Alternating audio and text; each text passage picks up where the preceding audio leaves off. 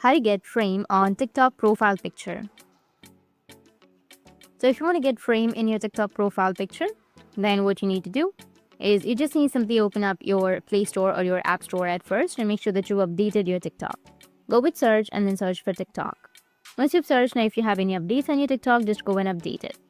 Once you've updated, you need to open up your TikTok. Now you can go with your profile, and as you can see that I don't have any frame. So let's get it on search. You can go with the search icon, go with the home screen at first, and then go with search.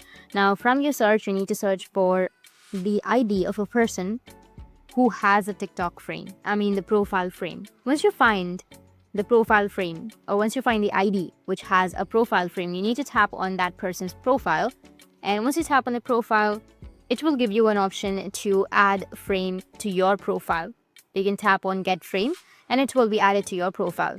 Or if you've updated, you can go with your TikTok profile, tap and hold on to your profile picture.